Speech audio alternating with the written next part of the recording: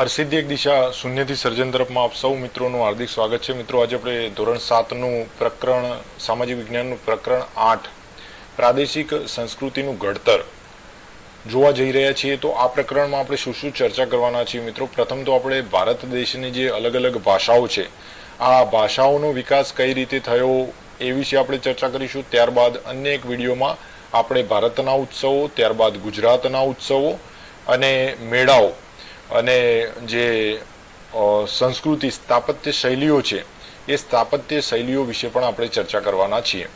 મિત્રો જ્યારે આપણને આજના વિડીયોમાં ચર્ચા કરવા જઈ રહ્યા છીએ પ્રાદેશિક ભાષાઓ વિશે।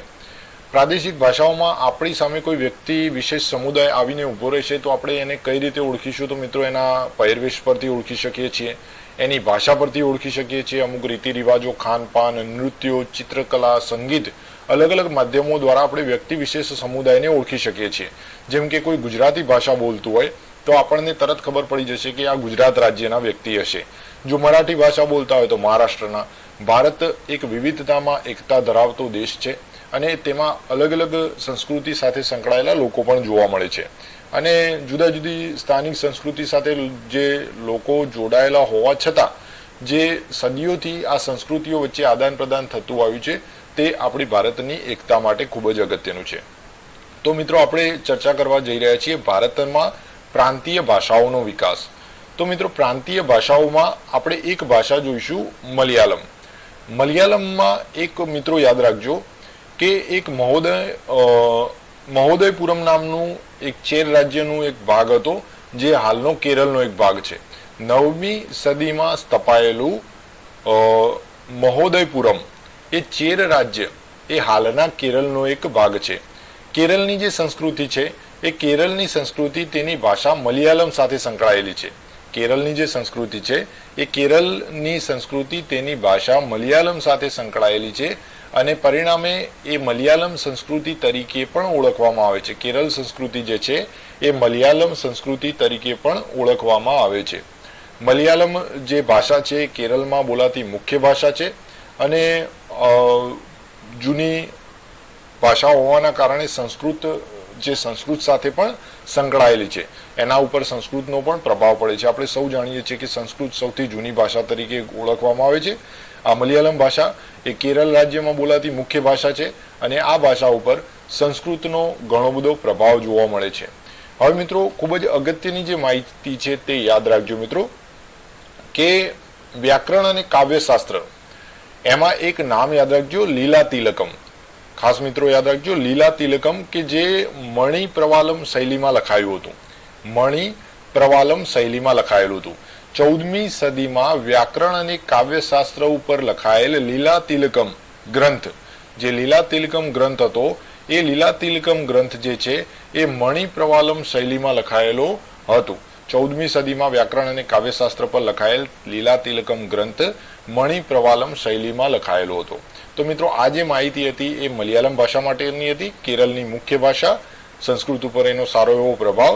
એ સિવાય લીલા તિલકમ ગ્રંથ કે જે વ્યાકરણ અને કાવ્યશાસ્ત્ર ઉપર લખાયેલો છે અને એને કઈ શૈલીનો લખાયેલો હતો તો મણિ પ્રવાલમ શૈલીમાં લખાયેલો હતો। હવે મિત્રો અન્ય એક ભાષાની ચર્ચા કરીશું આપણે, બંગાળી।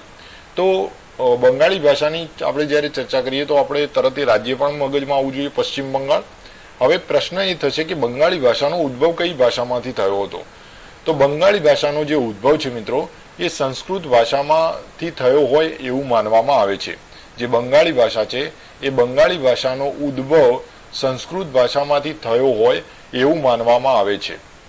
15મી સદીની ચર્ચા કરીએ તો 15મી સદીમાં જે ઉપભાષાઓ અથવા બોલીઓ જે મળી આવી છે એ એક સામાન્ય સાહિત્યિક ભાષાનું સ્વરૂપ ધારણ કરેલું હતું। 15મી સદી સુધીમાં ઉપભાષાઓ તથા બોલીઓ જે મળી એ એક સામાન્ય સાહિત્યિક ભાષાનું સ્વરૂપ ધારણ કરેલું હતું। પશ્ચિમ બંગાળની જો આપણે ચર્ચા કરીએ તો તેની બોલચાલની જે ભાષા છે તે બંગાળી છે। જનજાતીય ભાષાઓ પર્શિયન એટલે કે ફારસી ભાષા અને ભારતમાં અંગ્રેજ શાસન શરૂઆત બંગાળથી થતા ત્યાં યુરોપિયન ભાષાઓનો બંગાળી ભાષા ઉપર પ્રભાવ જોવા મળે છે। મિત્રો અહીં યાદ રાખજો કે જે અંગ્રેજ શાસન છે એ અંગ્રેજ શાસનની શરૂઆત પશ્ચિમ બંગાળથી થઈ હતી અને ત્યાંથી થતા જે બંગાળી ભાષા છે, બંગાળી ભાષા ઉપર આ યુરોપિયન ભાષાઓનો પ્રભાવ વધુ જોવા મળે છે. એ સિવાય જનજાતીય ભાષાઓ, પર્શિયન એટલે કે ફારસીય ભાષાઓ પણ જોવા મળે છે. જો પ્રારંભિક બંગાળી સાહિત્યની ચર્ચા કરીએ તો પ્રારંભિક બંગાળી જે સાહિત્ય છે એ પ્રારંભિક બંગાળી સાહિત્ય બે ભાગમાં વહેંચેલું હતું. એ બે ભાગ જે છે એમાં એક ભાગ જે છે એ સંસ્કૃત ભાષાથી પ્રભાવિત હતો, જ્યારે અન્ય ભાગ સ્વતંત્ર હતો. પ્રારંભિક બંગાળી સાહિત્યની જો ચર્ચા કરીએ તો પ્રારંભિક બંગાળની જે સાહિત્ય છે, બંગાળી સાહિત્ય, એ બે ભાગમાં વહેંચાયેલું હતું. એક સંસ્કૃતથી પ્રભાવિત અને બીજું સ્વતંત્ર. એમાં જે પ્રથમ ભાગ છે એ પ્રથમ ભાગમાં સંસ્કૃત મહાકાવ્યોનો અનુવાદ જોવા મળે છે, જ્યારે બીજા ભાગમાં નાથ સાહિત્યનો સમાવેશ થાય છે. જે પ્રથમ ભાગ છે એ પ્રથમ ભાગમાં સંસ્કૃત મહાકાવ્યોનો અનુવાદ, જ્યારે બીજો જે ભાગ છે એ બીજા ભાગમાં નાથ સાહિત્યનો સમાવેશ થાય છે. તો મિત્રો, આ આપણે ચર્ચા કરી બંગાળી ભાષાની. બંગાળી ભાષાનો ઉદ્ભવ સંસ્કૃત ભાષામાંથી થયો હતો. એ સિવાય પશ્ચિમ બંગાળની બોલચાલની ભાષા એ બંગાળી છે.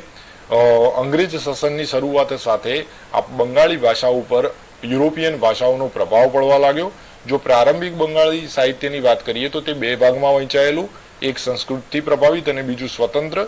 પ્રથમ ભાગની જો ચર્ચા કરીએ તો પ્રથમ ભાગમાં સંસ્કૃત મહાકાવ્યોનો અનુવાદ છે, જ્યારે બીજા ભાગમાં નાથ સાહિત્યનો સમાવેશ થાય છે. આ પછી મિત્રો જોઈશું જે હું બોલી રહ્યો છું, તમે બધા સાંભળી રહ્યા છો એ ભાષા વિશે, એટલે કે આપણી ગુજરાતી. ગુજરાતી જે ભાષા છે એ ગુજરાતી ભાષા પહેલા આપણે ભારતની જો ચર્ચા કરીએ તો ભારતના વિસ્તાર મુજબ બોલીઓ બદલાતી હોય છે અને વિસ્તાર મુજબ ભાષાઓ પણ હોય છે. એટલે કે ભારત એ અનેક ભાષાઓ અને બોલીઓ સાથે સંકળાયેલું એક વિશાળ રાષ્ટ્ર છે. જો પ્રાચીન કાળની વાત કરીએ મિત્રો તો સંસ્કૃત, ખાસ યાદ રાખજો, એક પ્રાકૃત અને એક તમિલ. જો પ્રાચીન કાળની વાત કરીએ મિત્રો તો પ્રાચીન કાળમાં ભારતમાં સંસ્કૃત, પ્રાકૃત અને તમિલ ભાષાઓનું ચલણ વધારે હતું. સંસ્કૃત, પ્રાકૃત અને તમિલ ભાષાઓનું ચલણ વધારે હતું. સમય જતાં અનેક પ્રાદેશિક ભાષાઓ આવવા લાગી. જે પ્રાદેશિક રાજ્યો હતા એ પ્રાદેશિક રાજ્યોની સ્થાપના સાથે સાથે જે પ્રાદેશિક ભાષાઓ છે એ પ્રાદેશિક ભાષાઓનો પણ વિકાસ થવા લાગ્યો. આપણે આગળ ભણી ગયા કે જે રાજ્યોનું જે વર્ગીકરણ કરવામાં આવ્યું હતું એ શરૂઆતમાં અલગથી થયું હતું અને પછી આંધ્રપ્રદેશની સાથે સાથે ભાષા આધારિત રાજ્યોનું વિભાજન થવાનું શરૂ થઈ ગયું હતું. તો મિત્રો, પ્રાદેશિક રાજ્યોની સ્થાપના સાથે સાથે પ્રાદેશિક ભાષાઓનો પણ વિકાસ થવા લાગ્યો અને સંસ્કૃતમાંથી તેમજ દક્ષિણ ભારતમાં તમિલમાંથી ઘણી ભાષાઓનો જન્મ થયો. સંસ્કૃત, પ્રાકૃત અને તમિલ. સંસ્કૃતમાંથી પણ અનેક ભાષાઓ અને દક્ષિણ ભારતમાં તમિલમાંથી ઘણી બધી ભાષાઓનો જન્મ થવા લાગ્યો. 8મી સદીની જો ચર્ચા કરીએ મિત્રો તો 8મી સદીમાં આ ભાષાઓનો વિકાસ ખૂબ જ ઝડપથી થવા લાગ્યો, જેમાં ખડી બોલી, અવધી, બંગાળી, ગુજરાતી, મરાઠી, મલયાલી, તેલુગુ, કન્નડ, આ અલગ અલગ અનેક ભાષાઓનો ઉદ્ભવ થયો 8મી સદી પછી. 8મી સદીથી પ્રાદેશિક ભાષાઓ જે છે એ પ્રાદેશિક ભાષાઓમાં ખૂબ જ સારો એવો વિકાસ થવા લાગ્યો. મિત્રો, 10મી અને 11મી સદીની જો વાત કરીએ તો 10મી અને 11મી સદીમાં સંસ્કૃત ઉપરથી, ખાસ યાદ રાખજો, સંસ્કૃત ઉપરથી ભાષા સ્વરૂપોમાં ગુજરાતી ભાષાનો વિકાસ થયો. 10મી અને 11મી સદીમાં સંસ્કૃતમાંથી ઉતરી આવેલા વિવિધ ભાષા સ્વરૂપોમાંથી ગુજરાતી ભાષાનો વિકાસ થયો. ગુજરાતી ભાષા વિશે જો પૂછવામાં આવે તો 10મી અને 11મી સદીમાં સંસ્કૃતમાંથી ઉતરી આવેલા વિવિધ ભાષા સ્વરૂપોમાંથી ગુજરાતી ભાષાનો વિકાસ થયો. મિત્રો, અહીં એક વાત યાદ રાખજો કે જો અપભ્રંશ શબ્દ સાંભળવા મળે તો અપભ્રંશ જે છે એ ગુજરાતી ભાષાની જનની છે. ખાસ યાદ રાખજો મિત્રો, અપભ્રંશ જે છે એ અપભ્રંશ ગુજરાતી ભાષાની જનની છે. તો પ્રશ્ન એ થાય કે આ અપભ્રંશ ભાષાની શરૂઆત ક્યારે અથવા કોના દ્વારા થઈ? તો મિત્રો, આચાર્ય હેમચંદ્ર થઈ ગયા. એ આચાર્ય હેમચંદ્રએ આ અપભ્રંશ ભાષાની શરૂઆત કરી હતી. આચાર્ય હેમચંદ્રથી અપભ્રંશ ભાષાની શરૂઆત થઈ. મિત્રો, સંસ્કૃત, પ્રાકૃત અને તમિલ હતી. હવે સંસ્કૃત, પ્રાકૃત, અપભ્રંશ ભાષા પછી ગુજરાતી ભાષાનો વિકાસ થયો. સંસ્કૃત, પ્રાકૃત અને અપભ્રંશ પછી ગુજરાતી ભાષાનો વિકાસ થયો. તો મિત્રો હવે પ્રશ્ન એ થશે કે આ ગુજરાતી ભાષાનો જે વિકાસ થયો એમાં ગુજરાતી ભાષાના વિકાસ માટે કોણે કોણે મહત્વનો ભાગ ભજવ્યો. તો પ્રથમ જે છે મિત્રો એ ગુજરાતી માટેનો જો કહી શકાય તેવો નવો સાહિત્ય યુગ નરસિંહ મહેતાના હાથે વિકસે છે.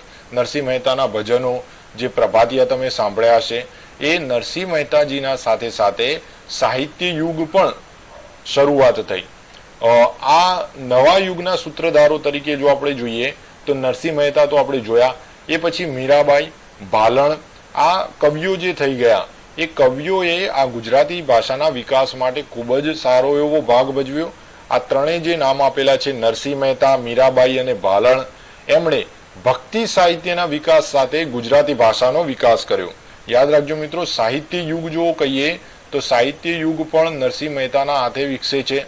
જો ભક્તિ સાહિત્યની વાત કરવામાં આવે તો ભક્તિ સાહિત્યમાં પણ આ ત્રણ જણના નામ યાદ રાખજો, નરસિંહ મહેતા, મીરાબાઈ અને ભાલણ, એમના હાથે ભક્તિ સાહિત્યનો પણ વિકાસ થયો.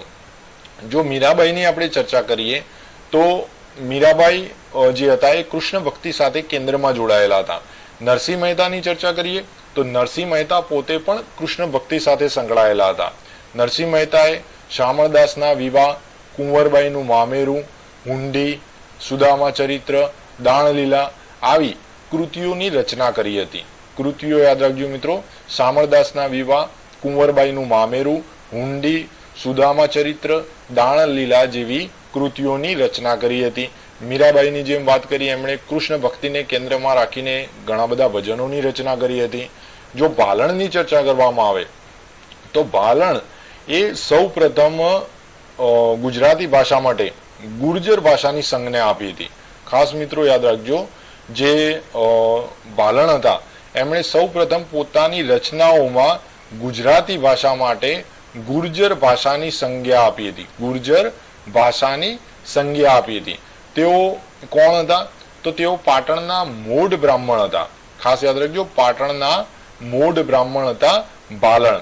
એ સિવાય તેમને આખ્યાનના પિતા પણ કહેવામાં આવે છે. આખ્યાનના પિતા તરીકે પણ ભાલણની ઓળખ છે. તેમની જાણીતી કૃતિઓમાં ધ્રુવાખ્યાન, મુરગી આખ્યાન, શિવ બિલડી સંવાદ આનો સમાવેશ થાય છે. મિત્રો ભાલણ જે છે એ ભાલણ જે છે એમણે પોતાની રચનાઓમાં ગુજરાતી ભાષા માટે ગુર્જર ભાષાની સંજ્ઞા આપી હતી. પાટણના મોઢ બ્રાહ્મણ હતા. આખ્યાનના પિતા તરીકે ઓળખવામાં આવે છે. ધ્રુવાખ્યાન, મુરગી આખ્યાન, શિવ બિલડી સંવાદ એ વગેરેનો તેમની કૃતિઓમાં સમાવેશ થાય છે. હવે મિત્રો આ વિડીયોના અંતમાં બે પ્રશ્નો તમારી સમક્ષ હું રજૂ કરી રહ્યો છું. એ પ્રશ્નોના તમે જવાબ આપજો. કમેન્ટ બોક્સમાં ટાઈમલાઈન સાથે લખી શકો તો ટાઈમલાઈન સાથે પણ લખજો. પ્રથમ પ્રશ્ન મિત્રો એ છે કે વ્યાકરણ અને કાવ્યશાસ્ત્ર પર મણિપ્રવાલમ શૈલીમાં લખાયેલ ગ્રંથનું નામ શું હતું? વ્યાકરણ અને કાવ્યશાસ્ત્ર પર મણિપ્રવાલમ શૈલીમાં લખાયેલ ગ્રંથનું નામ શું હતું?